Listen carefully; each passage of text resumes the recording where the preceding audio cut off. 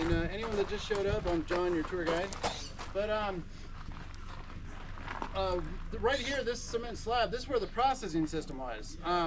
It was during the 70s, the tour groups were starting to get too crowded, so they moved the whole thing to the other side of the building. Now, we still have the original ore cart there he is in. It's right there, and it's still sitting where the miners last parked it. And the original cart tracks that it's still sitting on run the whole length of the tunnel we're about to walk through until we walk out the other side of the hill.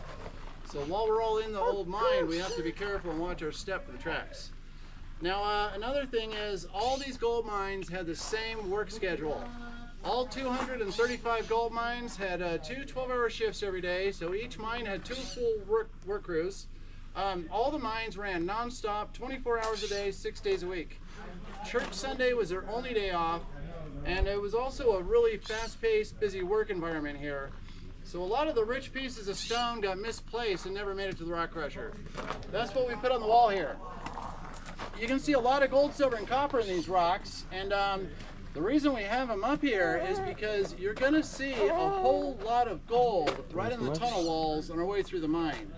What you're looking for is long rows of gold flake like the front of this rock, or a heavy shine or sparkle in the stone like the top surface here. If you look at the top, you can see a lot of gold, silver, and copper sparkle like glitter. But take a look at that real good so you know what to look for inside, and the flashlight on your cell phone works great to see the metals. Now, I think the funnest part for me about being your tour guide here is I get to tell you about all the hardships they had to deal with and all the exciting deaths they experienced. Some of them do get a little gruesome. But this first thing here, this is one of the milder ones. All 235 gold mines here, they all opened up together at the same time in the beginning of 1870, like this one. And that was a long time before electricity. None of these gold mines ever got electric power in the mine tunnels. And once a mine worker starts his 12-hour shift in the mine, he's underground for the 12 hours straight. He brings a lunch with him, and we're going to see the bathroom they had to use on our way out. And that whole time underground, his only light is a candle-powered cowboy hat. This is actually one of them right here. Now each mine worker brings a whole pocket full of candles to last the 12-hour shift, but they're not allowed to bring matches into the mine. That's strictly forbidden, and the government was really strict about it too. They banned matches in all mine tunnels across America. No matches in the mine. So they're going to light the first candle outside, head into their shift. For the next 12 hours, they're just going to light one with the other as they burn down like a chain smoker. Well, the sardine can, that was the best reflector dish they had, and I really don't think it did anything for the candlelight, but I know it kept your hat from catching on fire if you dropped your hammer on the floor. A lot more useful that way. But let's get out of this heat and head into the mine.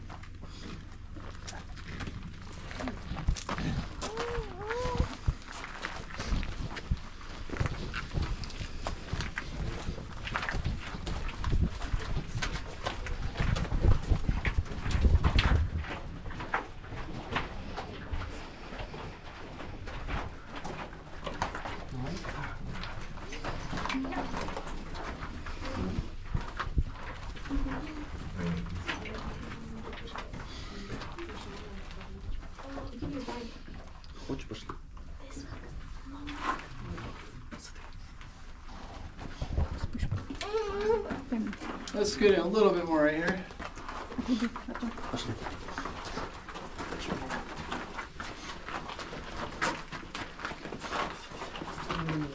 All right, this first stop in the mine, this is where I tell you the story of how it all got started.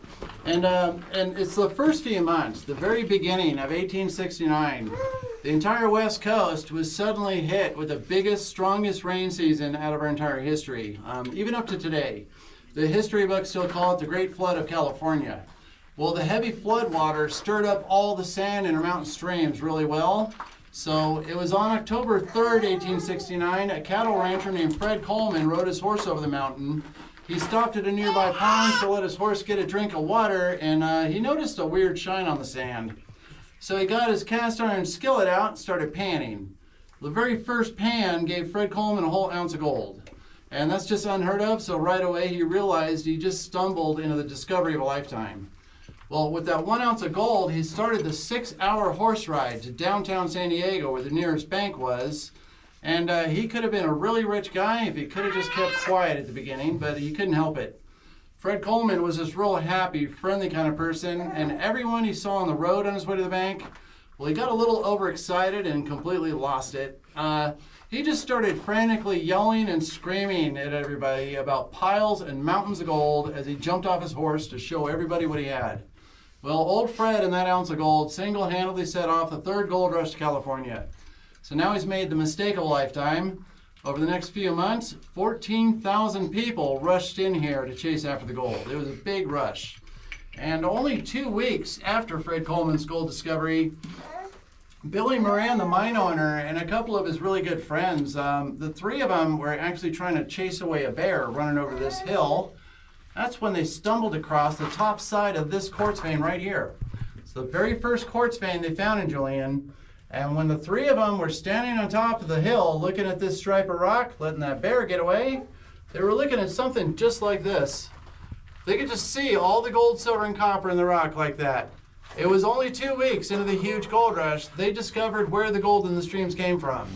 They didn't hesitate to rush in survey teams from everywhere. They put every quartz vein in the mountain range on a real nice map, and that was to help the mine claiming process go faster, and it worked perfect. Before the 14,000 people could ban all the gold out of our streams, we already had 235 mine claims open, and every single one of them also had the time to get all their plans ready, where they would start blasting in to get the rest of the gold as soon as the streams were empty. It all just fell together really fast like that. Now, this is also a very rich quartz vein, and they named it the Eagle Vein. That's how the mine got its name, and some of the ways I don't know why they named them all like pets, kind of, but some of the stories, how they got their names are kind of funny. Some people came out here with money. They started real big gold mines. Billy Moran was pretty broke. He came out here with his whole life savings, which was a double eagle coin he had in his pocket. That's why he called it the Eagle Vein. Well, the 64 years the Eagle mine ran, they were getting over 2 ounces of gold from every single ton of this rock. This quartz vein all by itself took care of the profits for the mine with no worries the whole time it ran. So when they find more quartz veins farther in the hill, those will be all profit, and that let them make a lot of money. Now you see all the striped rock on either side of the quartz vein? This is what most of our mountain range is made of through Southern California. And it's just useless heavy rock to the mines. Well, they still had to remove about 110 tons of striped rock for every 1 ton of quartz. So they also did a lot of backfilling. They blasted the tunnel 60 feet this way first, chasing the quartz. Then they filled this tunnel with just the striped rock, so they went 60 feet that way. And after 64 years of only bringing half of the rock out of this little gold mine, that made the big flat parking lot outside your cars are sitting on. Now, before we can go any farther than this, right here I have an important caution I have to give out. A weird thing about our human history is the average height of us humans around the whole world back then was only 5 feet tall. We were a lot shorter in those days. So the ceiling of the tunnel is going to drop down quite a bit in a lot of areas. We all have to be real careful and watch our head as we go. You're good. But I can tell you from personal experience, the rock is really hard and it hurts a lot for like 3 days. Yeah, I think all of us taller guys, we would have been the armed guard team outside.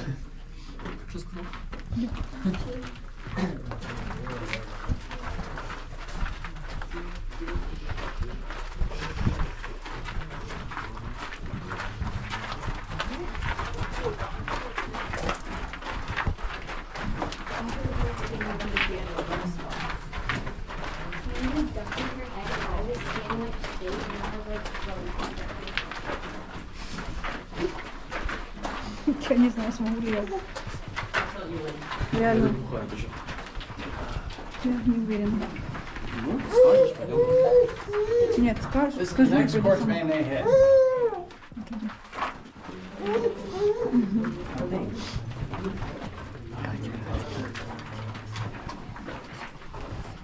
Now, if anyone has the fancy camera, it's not just your cell phone, this is not a natural cave. So if you need to use the flash on the camera or anything, it's fine. Take all the pictures you want. Not going to disturb any cave formations or anything like that. Now, this is where they ran into the next quartz vein. They named it the Star Vein.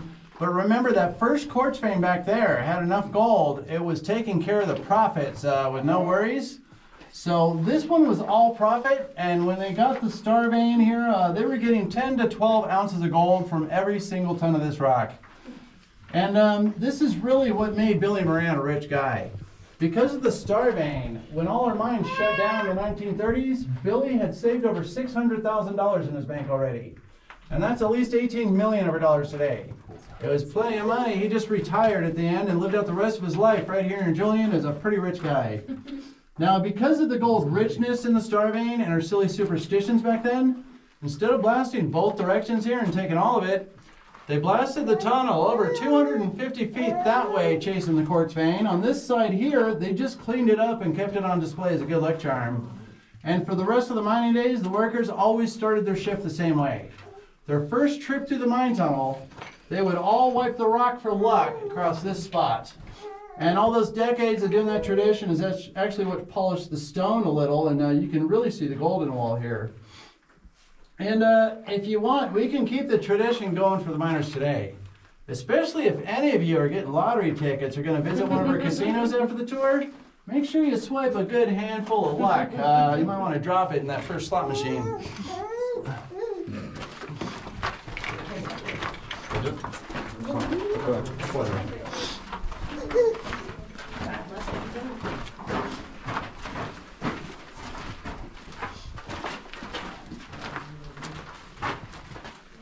Okay, now when the town of Julian was first starting, things were actually happening a little too fast. Remember, the gold was discovered on October 3rd, 1869. Barely 3 months later, when 1870 first started, it was already officially founded, Julian, California, to the government, and the entire main part of Julian was already completely built with no empty space either. Every single little shop already had a running business. Well, our government has never worked that fast. It took a really long time to get any sheriff deputies or any law enforcement at all up here. So all the gold mines stored everything they had. All their supplies were stored in the tunnel like this to help prevent stealing and looting. And that includes the blasting powder supply. Every gold mine had one wall reserved for gunpowder storage and was right behind you guys. This wall here, back in the old days, this was a long row of big wood boxes stacked as high as they could go, all packed full of gunpowder. And we actually get some of today's safety standards from their mistakes. After a couple of hard rock mines exploded, matches were banned in all mine tunnels in America. Probably a good idea anyway. Okay, now the Eagle mine that we're starting in is actually one of the smallest mines in Julian too. We've reached the very end of it right here, and I can still see outside. The other thing is, pretty much this is it. This is the whole main tunnel for the mine, and it only has this one floor, one mine level. You've pretty much seen the entire Eagle mine now. As we walk through the support structure behind me, we're walking into the bigger High Peak mine. The High Peak mine has 11 mine levels and well over 3 miles of mine tunnel in it. We're going to walk into the bigger gold mine right in the middle on level 6. Now before we walk through the wood structure into the bigger mine, I want to show everybody something on this side. Turn on your lights and look for gold in the wall right here in the upper left. We have a few patches where you see some nice gold flake. Now the gold, silver, and copper, the amount of it that's in the rock is rising drastically as we walk toward the center of the hill. As soon as we get out of the other end of the wood tunnel, look at the same upper left part of the wall. I think you'll see a big difference.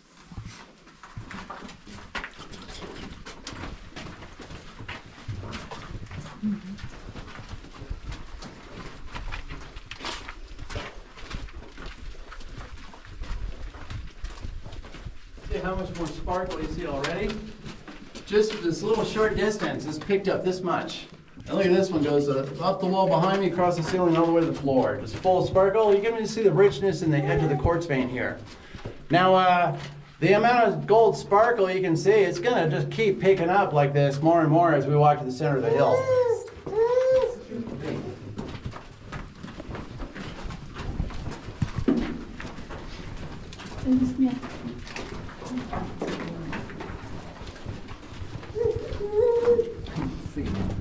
Maybe replace the light bulb. Throw it in there. No, there's a holy crap. Надо было фонарик взять. Тут большой. A lot of gold in there. a little trouble with their light bulb. I need to replace it. I'm gonna try to remember to do that. Something that gets hot, right? Yeah. LED. All right, well, look at all the sparkle already now. We're not even in the best part of the mine yet either. It's getting pretty heavy, and here you even start to see gold on the floor. It just falls out of the rock. I should bring a vacuum cleaner in here. All right, well, now one thing is any power tools you guys see laying around the mine, power tools were never used here. Like this row of antique jackhammers. All these power tools were brought in during the tour days because they're neat antiques. Now, it was the mine workers who brought in the wood table here. That's where they did their tool repairs. And next, let's scoot up to that red gate right there.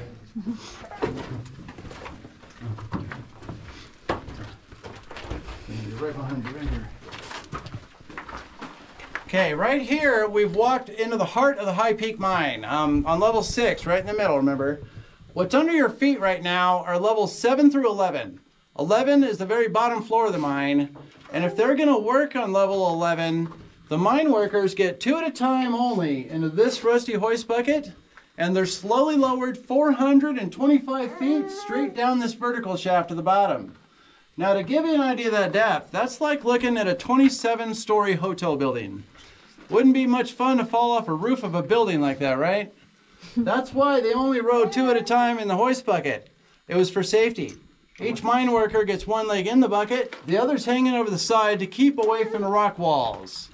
As you're slowly lowered to your mine level, if your hoist bucket catches even a small rock ledge on the way down, it'll just flip the bucket over and ruin their safety record. They never had that accident in this mine though. Now, when we come around the corner of the tunnel here, we're gonna walk into the richest part of the hill. If you turn on your lights on, you're gonna see like a heavy shine or sparkle build up in pretty much the whole surface of the tunnel over here. Now, the other thing is they wouldn't touch a quartz vein unless it was 10 inches wide. So right through the middle of all this richness, they left several thin quartz veins going across the ceiling and down the wall that are just packed full of gold. But if you look for the thin stripes of rock like this one right here, I'll show you the first one. You can find the rest with your flashlights. But look, it's just packed full of gold. They go across the ceiling, down the wall everywhere, and look how heavy the shine gets on the striped rock here. It gets really dense over here. This is all gold, silver, and copper powder, and they wouldn't even bother with the rich gold pocket right here in this archway. But that's a really dense pocket of gold in the ceiling here, and this is all what they consider too small to worry about. There's a good reason for it though. Any time in nature where you have something like this, or you have something that's increasing or building a building, it's always leading to something big in the middle. And if we don't walk into the hoist room, we can see it. So this is just a little short tunnel we're walking into here, but if you look at the ceiling, you see a thick stripe of rock following the length of this tunnel. All the way through.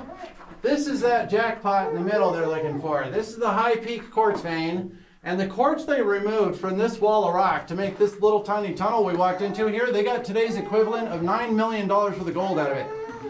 And they're mining through the same quartz vein on all 11 floors. And remember, we have well over 3 miles of tunnel in this gold mine. When everything closed down back in the 30s, the High Peak mine we're in had made over $66 million. They had a really good mine right here.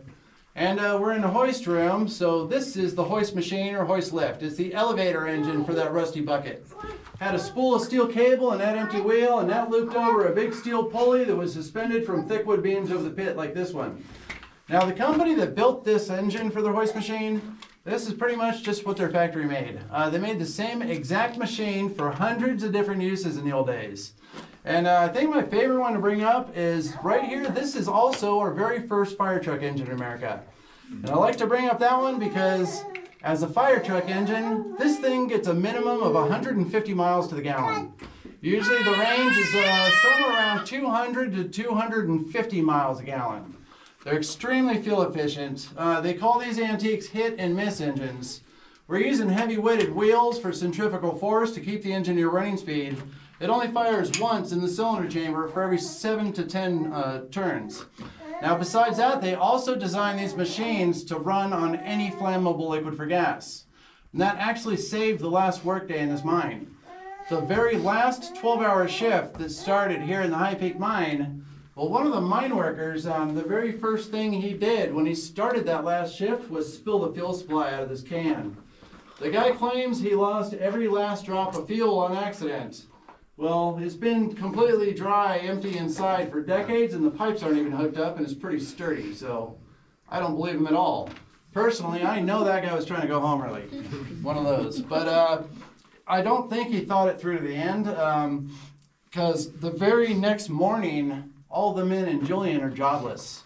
A lot of them are working lifelong mine careers here to support their families too. So they're gonna suddenly have to just uproot their whole family and just travel off to some other part of the country hoping to find a way to support them.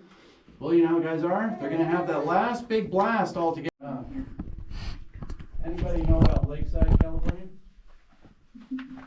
Well, between Lakeside and Santee, those are the toughest, rowdiest kids of all East County, all San Diego County. It was a 4th grade class from Lakeside that broke the bell and tipped over the 600-pound ore cart out front. I don't know how they did that, but they're definitely a bunch of tough 4th graders.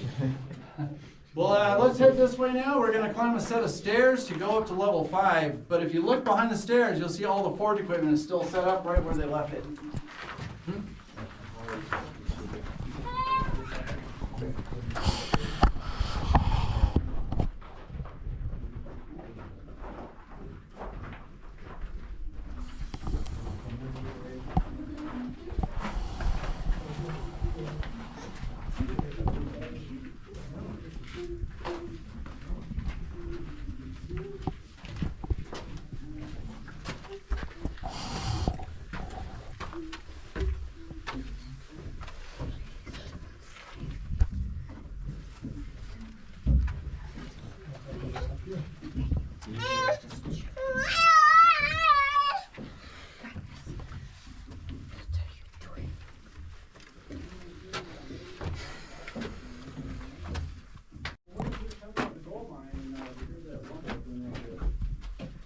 You can't outrun the cart anymore, and eventually it's gonna, catch up to you and run you over. And when it does, the wheels don't hit the tracks because they're that big. It would make a big, gory mess of the mine worker and just twist them up like a piece of string. So when they did the blast work for the tunnel, they put all these dips in the wall on purpose. That way, if you hear that ore cart rumbling toward you, you have somewhere to squeeze against the wall and not get killed. A lot of clever tricks. Oh, and I've been to the top of this. This is the one that leads to the 4 upper mine levels. Well, where it looks like it turns left, it actually just scoots to the side a little bit. It goes at least 40 more feet, that same steepness. And at the very top, there's almost a perfect big square shaft. It goes straight up about 80 feet to the first floor. And you can see the other levels where they, have that vertical shaft where they're going around. It's pretty cool. Is there a whole mine crew up now? All right, let's all head back this way. We're going to visit the supervisor's office over here. They blasted this little rim in the tunnel just for Mr. Boswell. The original title was underground foreman, but he was the boss here for a lot of years. Never got a fancy office desk either. He just kept the chunk of plywood they gave him here to do his paperwork on.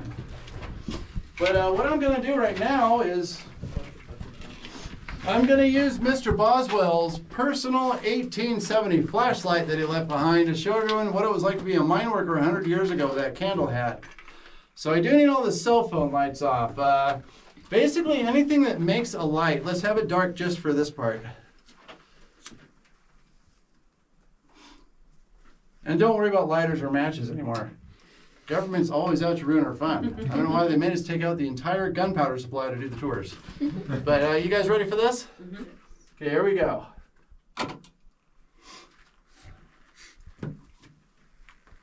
And this is it too. If there's a group of miners working on a task, only one worker keeps his candle lit. Everybody else is going to quickly put theirs out to conserve oxygen. This is all the light they have for 12 hours underground, anywhere in the mine, every day of the week but Sunday. They developed a lot of eye trouble after a while, you can imagine. But remember, they're not allowed to bring matches with them into the mine tunnels. So what do you think it would have been like if they sent you to go get a tool somewhere and you tripped over the cart track? Yeah, you're left in complete darkness. And you have to get all the way outside like this to relight your candle. And they would never call for help. If any of the other workers found out that you tripped over the tracks and lost your candlelight, they would make sure that you heard about it for the rest of your mine career. You'd never be able to live it down. Now, I think I overlooked something a little important here. Can anyone see the light switch? I'm just kidding. The flashlight right here. All right, lights on. That was pretty dark, wasn't it? Mm-hmm. Okay, we're almost done with the underground part of the mine tour. Now, I want everyone to remember that darkness, though, as I talk about the last job over here. I'm going to go over the powder man's tools. He had the funnest and probably most dangerous job in the mine. He's the guy in charge of handling the explosive. Go ahead and get your pictures with there. All right, well, and this is the real neat thing about this mine tour. Oh, you need that space right there. The way the mines were abandoned, or the way everything was left behind.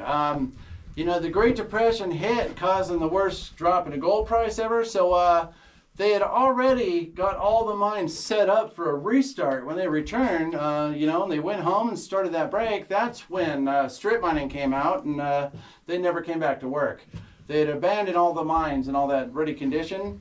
So right here on this board, this is the complete actual tool set used by the powder man. It's all the original hand tools he actually used in this mine over 100 years ago.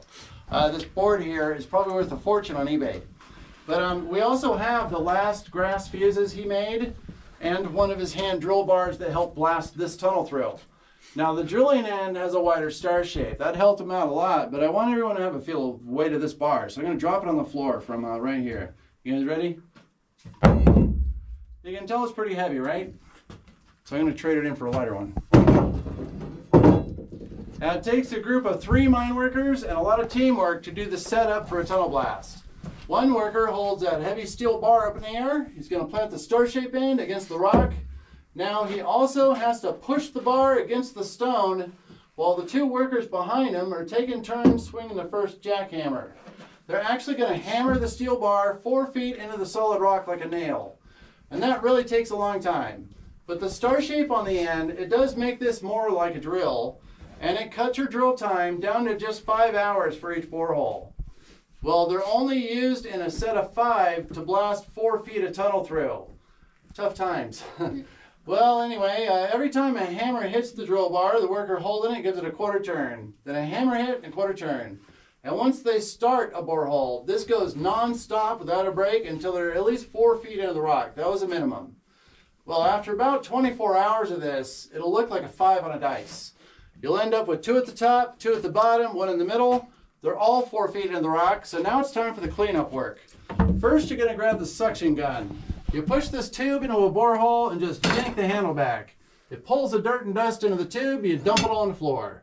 When you're done with this one, you're going to use the swab stick.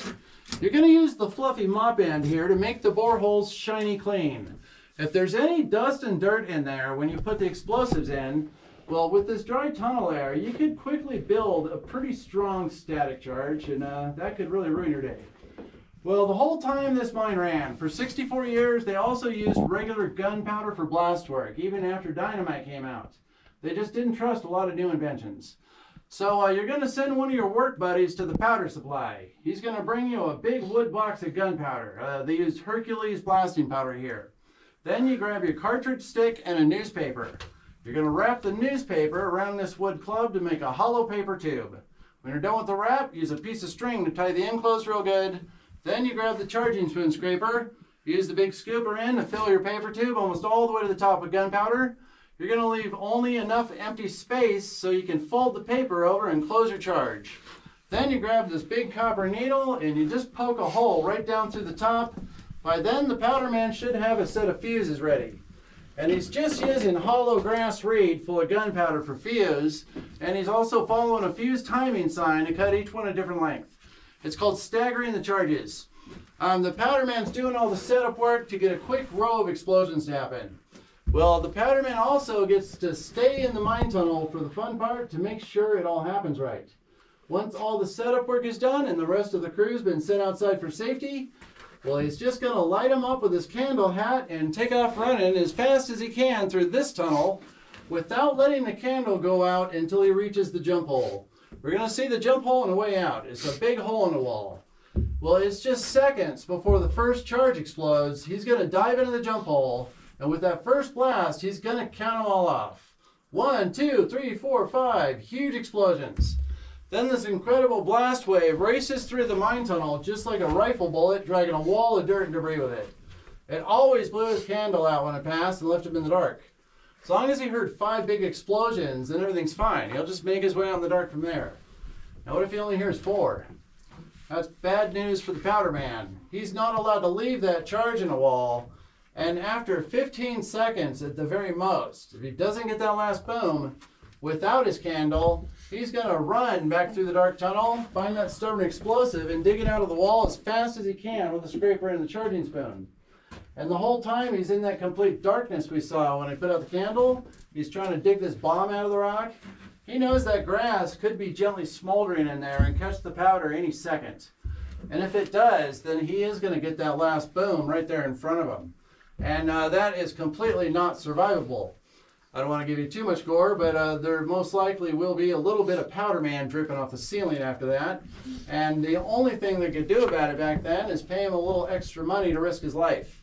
The standard mine wage here was $5 a day. The powder man got $5.50. Big bonus, huh? Now the real kicker though is that's still standard hazard pay today. You get 10% of your wage. That's what it was. All right, well, we're on our way out of the mine now. We have about 300 feet of tunnel to walk this way. We're just going to follow the cart tracks all the way out to the sunshine. On our way out, we're going to walk between a set of steel bars. On the other side of the last steel bar, you're going to see the powder man jump hole on the left side of the tunnel. The coiled up hose on the floor has nothing to do with it, but it's the only safe place during a tunnel blast. If the powder man lights the fuses and then he can't make it all the way to the jump hole in time, that's not survivable either. When those charges explode, sending that pressure wave racing through the mine tunnel, it's traveling with so much power it would shoot him out just like a cannonball and kill him instantly, leaving another gory mess for his work buddies to clean up after. Now, once we see the jump hole and keep walking to the exit, a little farther down, there's another hole just like it on the right side of the tunnel. That one has a 5-gallon steel bucket on the floor. The bucket's called a honey pot, and that's the mine's bathroom. Now, back in the days when this was happening here, this is how all mines worked. Whatever you were after, you'd blast these tunnels through to get to it and bring it out. Well, every mine in America had a bathroom in a tunnel, the same exact thing as we have here. A big hole in the side of the tunnel with a bucket on the floor. Well, every single mine in America, they also had the same exact tradition about the honey pot. If any of the mine workers had a bad day and accidentally knocked it over, you know, spilling that 5-gallon bucket of yuck sloshing out into the mine tunnel, they never get away with it. The second the shift is done, everyone on the rest of the mine crew would grab him and drag him out behind the woodshed for a talk. They're trying to get him well out of everybody's view, so all at once they can give him what they call a good old honeypot beating. And they got pretty brutal sometimes too. You can get the stories on the internet. But you guys go ahead and head out. That way you can go as fast as you want out of the mine. Just follow the cart tracks. You'll get outside. I'll bring up the end of the group.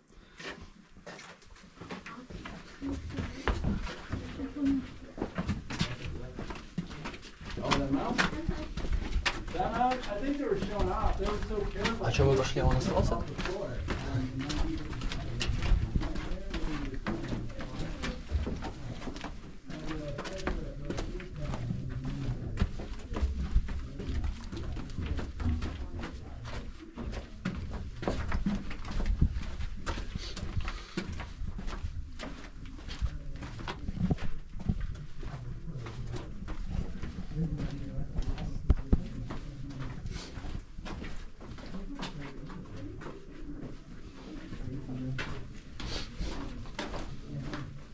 Yeah, you would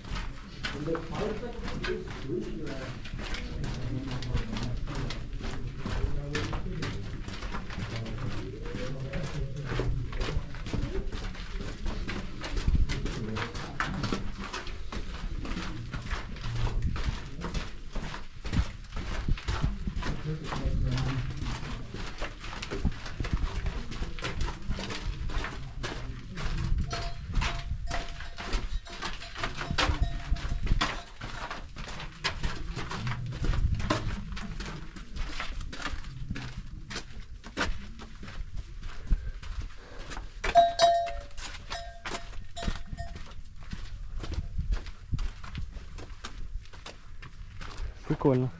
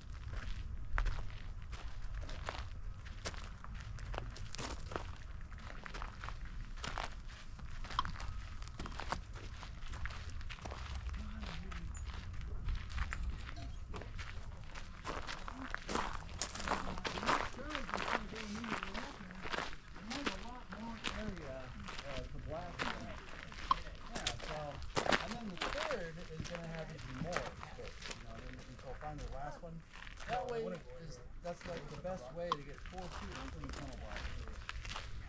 Like 4 feet of tunnel.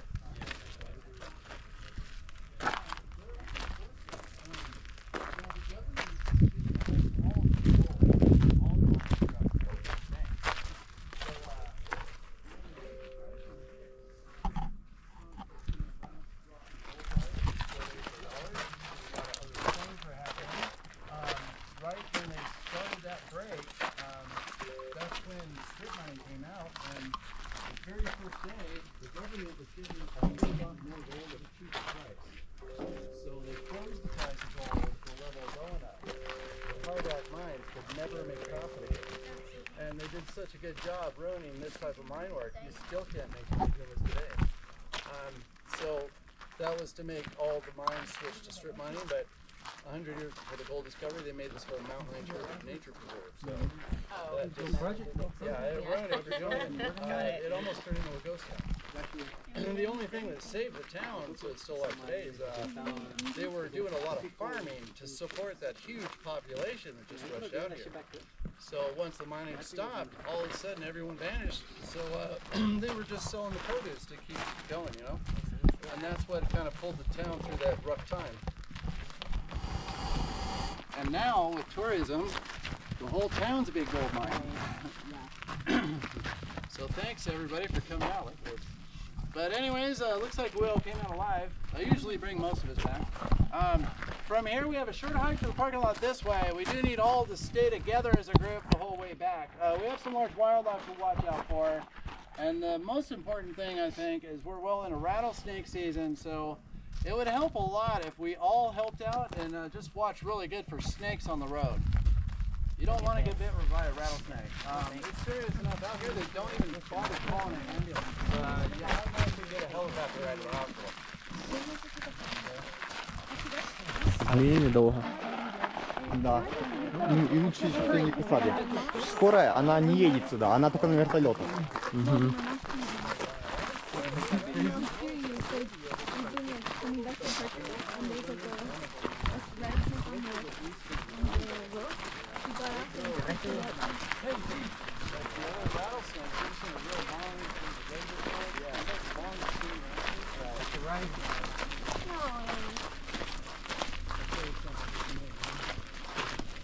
Did he go to the Uber? Yeah. I wouldn't.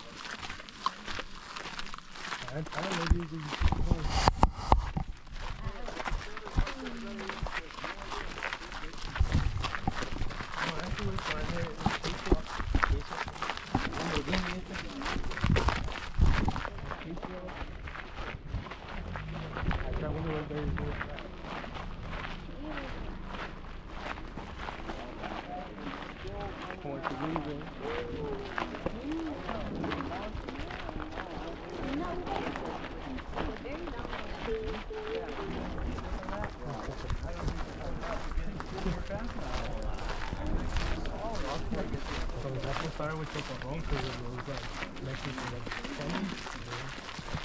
And then after it took them back to the next one day was like television and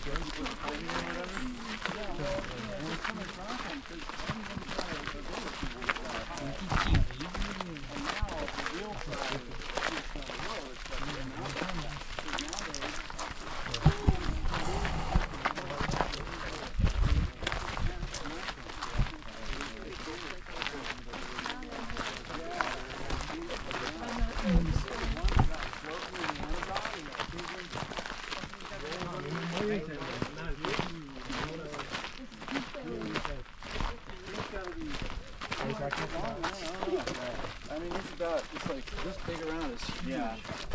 So much bigger than the dude that's going on. There was a guy who decided to spend his vacation money he was going to take a real expensive one, like a rum or something. Yeah. Came in his head, decided to just go to Amazon and rent an airplane and pilot, and they flew around taking videos and thought they'd go around as far as they get too. Right. And look at that, they got a video of one under Anaconda, and then he's and the snake went back. Yeah. I'd always thought there was something weird about that pose too. Oh yeah. Thank you. There's weird lines to do too.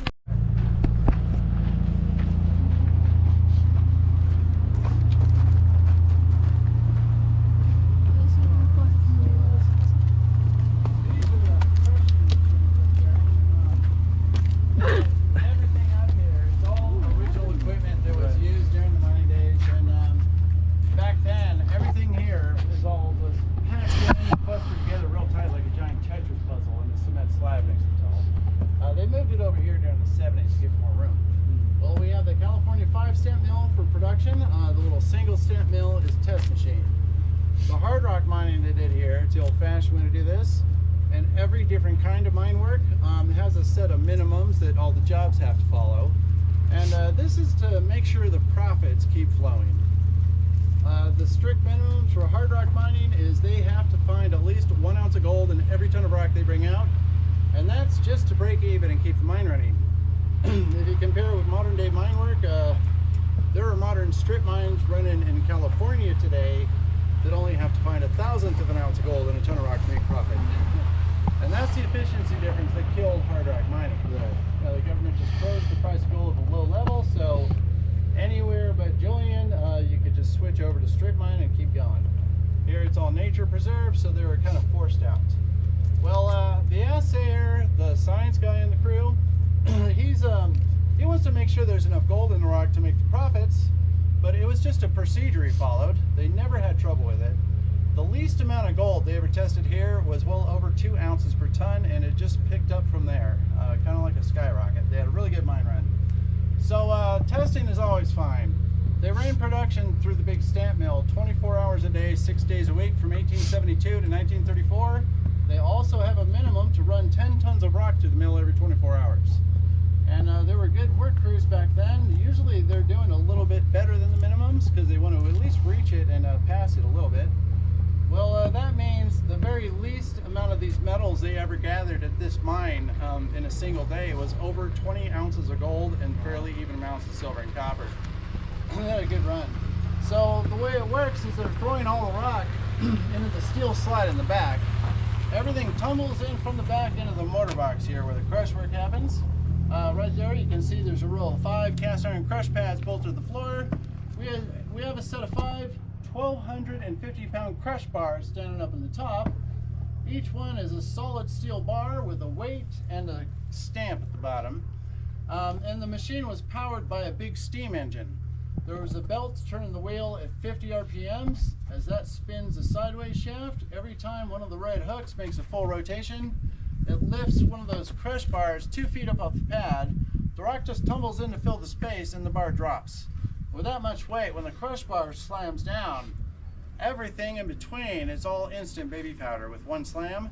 And with it running at 50 RPMs, it's generating a pretty large amount of this powdered rock. And the whole time the mill's running, constantly, they're adding a steady water flow into that slide. With the fast moving action of the crush parts, it keeps everything stirred up into a slurry. And the slurry just pours through the screen door and flows through 4 extraction systems like a little stream. Now they catch most of the gold, silver, and copper on the very first table here. It's called an amalgamation table. And back in the mining days, the whole tabletop was just a big sheet of copper. One of the workers uses a glove and a rag to smear mercury all over the copper table. And they all knew how toxic mercury was too, and they still came to work every day. Well, they're using mercury because it has an attraction to any other metals that are good at conducting electricity. And that's definitely gold, silver, and copper. See, mercury has its own natural electrical flow. It has its very own permanent electricity. The second gold, silver, and copper touch mercury, the electrons of the metal atoms are attracted to that electricity. It sets off rapid electron trading back and forth, and that just starts releasing the atoms individually, kind of like popcorn at near the speed of light, really. But the effect you would be able to watch on this table is the mercury is attracted to the copper table, so it makes a thick paste like peanut butter or Play-Doh. As that slurry flows across, you're going to watch these little flakes. The mercury is going to just soak up and absorb the metal, kind of like a mop soaking up water. Probably real neat to watch. Well, 85% of the metal is going to touch the mercury and get trapped on its way across. But the mine owner, he's not happy with most of the gold. He wants every single little speck. So it flows across the sluice table next, and they would just have a big felt pad on the sluice table with ridges going sideways. That traps a lot of the metal bits. At the end of each day, they're going to gather up all the metal, and with the sluice table, they're just going to pick up the felt pad and shake it out as good as they can. Then they're going to burn it and go through the ashes with gold pans. They really want to make sure they get every tiny piece. Then the slurry just flows through this channel and across the shake table. It has a table shaking device here that's going to share the steam engine running the mill. So while it shakes back and forth this way day and night, it's shaking more like a machine, and kind of fast like a sewing machine. While the slurry flows over the shaking table, the heavy metal powder starts to fall out of the mix. It's caught in these grooves, and the table shakes it all to the other end where it drops into a catch bin. Now you have a constant flow of slurry just pouring off the other side of the table. Well, it still has the last little bit of metal in it. So they bolted a water channel to this side. Over there, they had a section of pipe to fill the barrel. As soon as the barrel is full, they dissolve a lot of cyanide in the mix. Cyanide works like acid on what's left of the rock, it dissolves it away to liquid, and that leaves the last of the metals in the barrel. So at the end of the workday, all they have to do is blast the steam whistle to call out collecting time, and that sets off a funny foot race with all the outside workers. And I kept finding the same story from different places. I keep hearing the second that whistle blows, whatever the workers are doing out here, they could be eating a sandwich on the other side of the parking lot. When they hear that whistle, they immediately drop everything they're doing and run as fast as they possibly can to the mill. All the workers are trying to get to the mill first and tag the machine, like a bunch of little kids. Well, that's because the workers that get here first, they get the easy job. They're going to turn the machine off and do the regular maintenance. And most of the time, that's just changing a part. Well, the lucky straggler, the last one to get here and tag the mill, he gets to drain the cyanide out of that barrel into the holding tanks, and when it's empty, they're going to hand him a pair of rubber boots and a dustpan so he can hop inside the cyanide barrel, scrape all the metal off the bottom through 3 inches of cyanide slush. That's why the big race to the mill.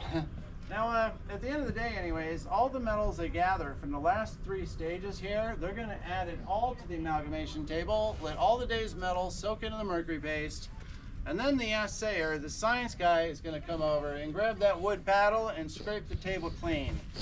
And it's just a few of us left, so we actually still have the assayer's mercury retort machine that he used for the last step in the gift shop where his science lab used to be. So let's all head over there.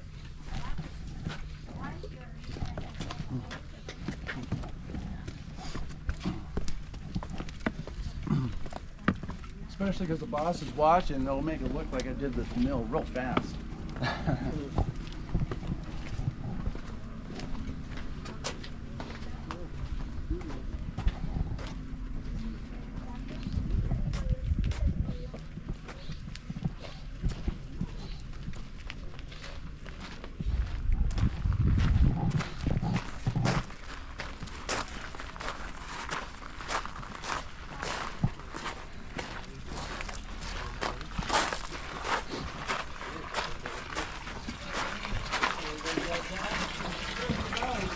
about the machine here, and I think a couple of them still have to pan. Yeah, just put them right around the other side here.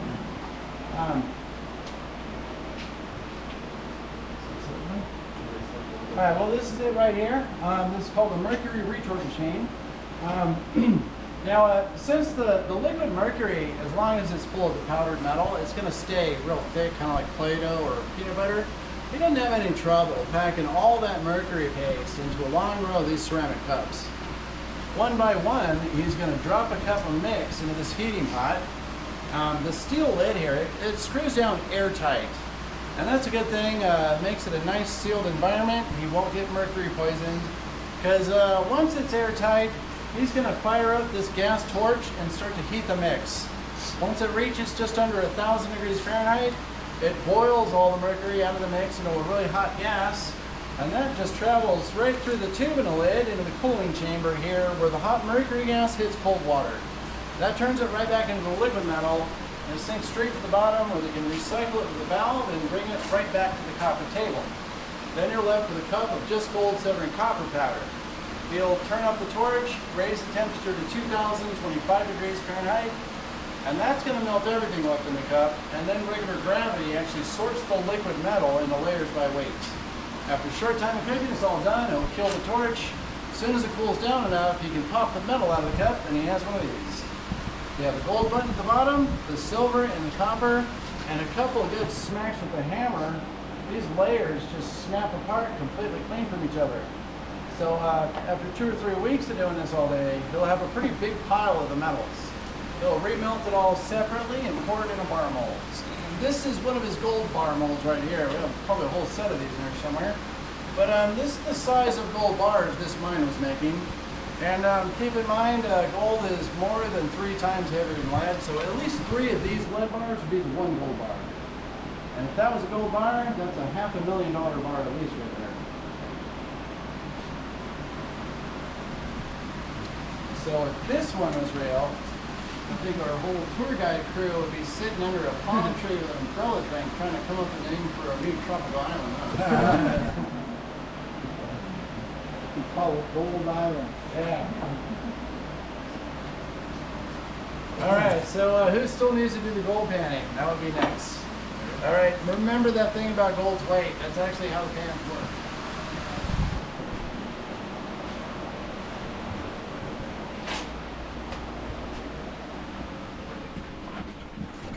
And I guess once I'm done showing you guys this, yeah, that's the end of the tour. You can do all the panning you want. And this setup that we have here, this is completely set up for fun and learning. It's just where we teach you how to use a gold pan. So we don't just use the powdered gold that we can scrape off the hillside here. It's not very good down here panning. It's kind of tough. From San Francisco all the way down, the gold came to the surface in that quartz. And that's where you get real fine powdered gold and extremely fine little flakes. So for this, we order nice chunky gold flakes from a river mine up in Alaska. We also import this special sand here all the way from Home Depot. It's our concrete filler mix. The nice even sand grain makes it really easy to learn all the different panning tricks, and I don't even know how many different ways there are to use a gold pan, do you? There's a lot of different ways to do this, but they're all doing the exact same thing. We're using gold's heavy weight to move it around and separate it. And that's what makes it work so good. Gold is more than 3 times heavier than lead. So we do have 3 easy rules to follow here. It's catch and release. We can't keep the gold. Don't let any sand spill on the ground. We don't want to spill the gold, and don't actually touch the gold.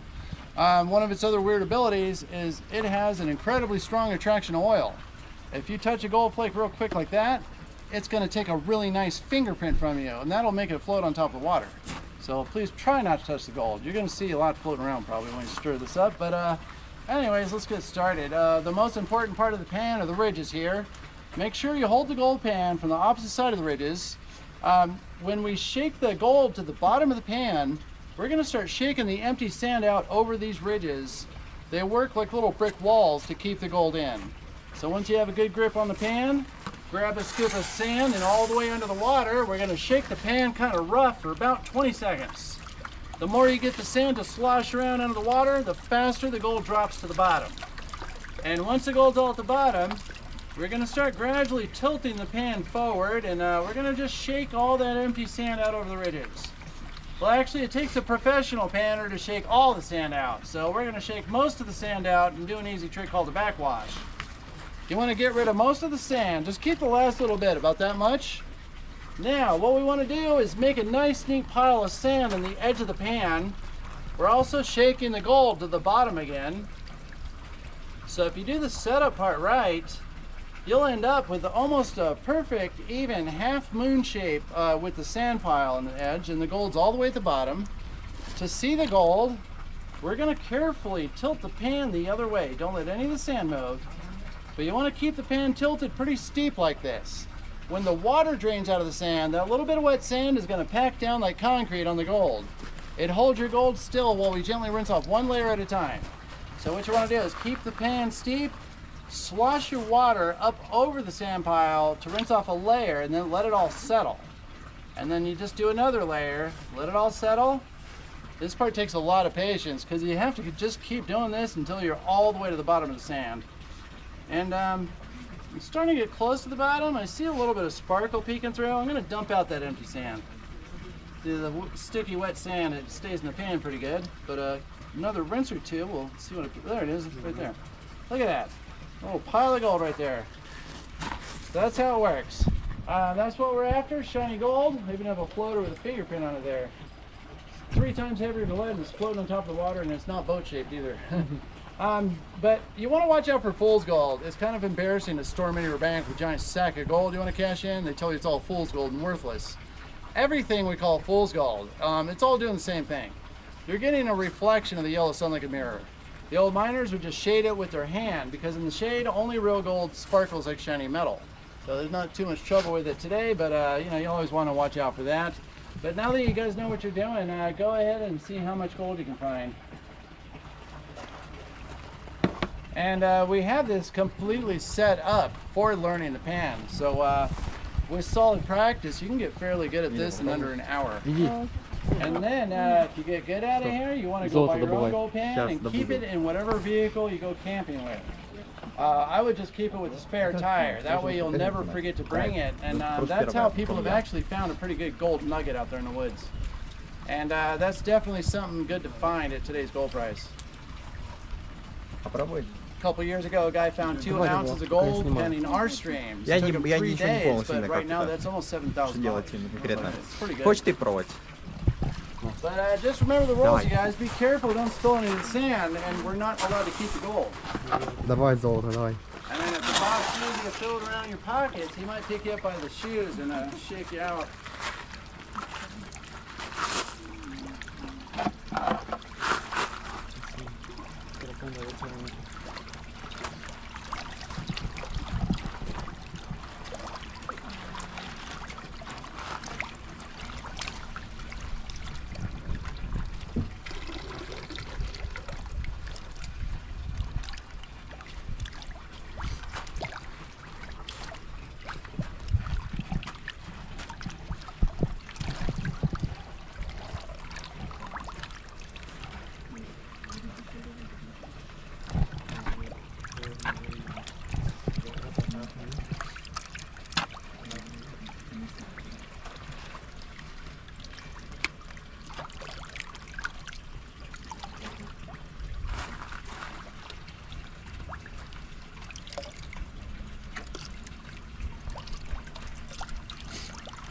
А, по-моему, ты чуть неправильно держишь, но нормально.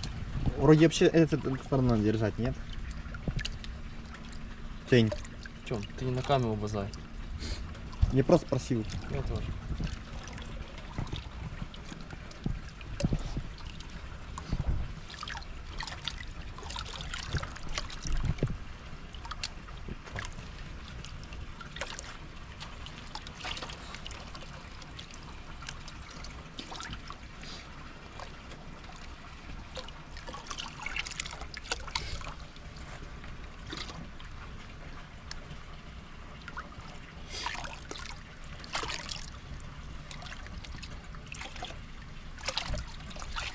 Как он это так делал?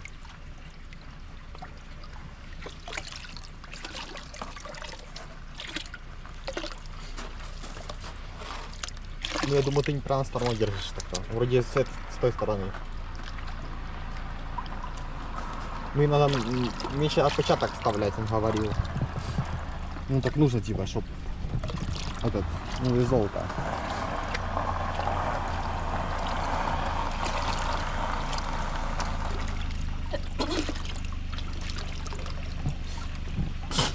Бойся.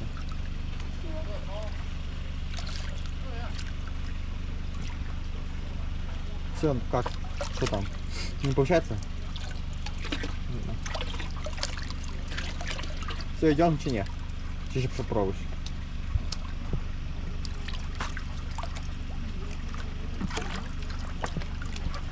Так, короче.